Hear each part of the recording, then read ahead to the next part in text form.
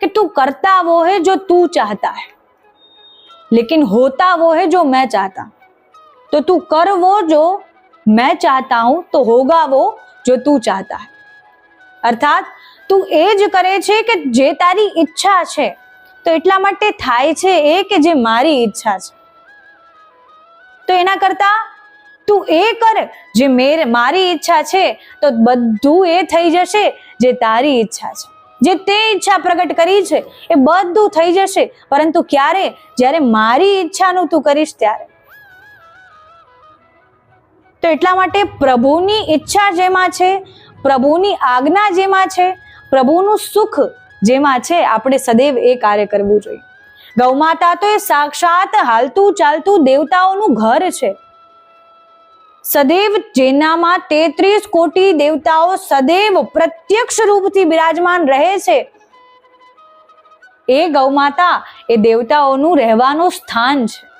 તો આજે એક વિચાર કરવા જેવી વાત, જ્યારે ગૌમાતાને અયોગ્ય વસ્તુઓ ખવડાવીએ છીએ, જ્યારે ગૌમાતાને જૂઠણ ખવડાવીએ છીએ, જ્યારે ગૌમાતાને અપવિત્ર ભોજન કરાવીએ છીએ, ત્યારે આપણે દેવતાઓના ઘર અર્થાત તીર્થોને અપવિત્ર કરી રહ્યા છીએ અને પછી આમ તેમ ભટકીએ છીએ। ભાઈ, આપણે આપણા હાથોથી અનેક તીર્થોને અપવિત્ર કરી દીધા। ગૌમાતાના ભીતર 33 કોટી દેવતાઓ અને 68 કોટી તીર્થ સદૈવ બિરાજમાન હોય છે।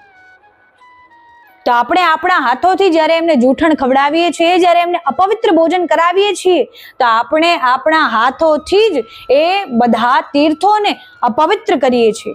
આપણે આપણા હાથોથી જ એ 33 કોટી દેવતાઓના મુખને અપવિત્ર કરીએ છીએ, એમના ઘરને અપવિત્ર કરીએ છીએ। પછી ક્યાંથી આપણા પર પ્રભુ પ્રસન્ન થાય? એ વિચાર કરવા જેવી વાત છે કે સદૈવ દેવતાઓ જેમનામાં પ્રતિષ્ઠિત રહે છે, સદૈવ દેવતાઓ જેમનામાં સમાહિત રહે છે, એ દેવતાઓનું ઘર છે ગૌમાતા। તો એ કેટલું પવિત્ર તત્વ હશે, કેટલું સુંદર તત્વ હશે, કેટલું મધુર તત્વ હશે। તો એટલા માટે આપણે તેમના દેહને અત્યંત પવિત્ર માનીને યદિ રહીએ છીએ, તો ક્યારેય આપણે એમને જૂઠણ ખવડાવતા નથી। આ આપણે અપરાધ કરીએ છીએ, આપણે અપરાધના ભાગી બનીએ છીએ અને પછી આમ તેમ ભટકીએ છીએ। અનેક જ્યોતિષો પાસે જઈએ છીએ, પંડિતો પાસે જઈએ છીએ કે અમારું સારું થઈ જાય, અમારે સુખ સમૃદ્ધિ પ્રાપ્ત થાય, ઘરમાં શાંતિ રહેતી નથી, અનેક પ્રકારથી ક્લેશ થાય છે, અનેક પ્રકારથી કલહ થાય છે। અરે થવાના જ છે, હજુ વધવાના છે। યદિ આજે આ સમય છે, આજે આપણી ગૌમાતાને આપણે ન સમજી શક્યા, એમની પીડાને આજે આપણે ન સમજી શક્યા,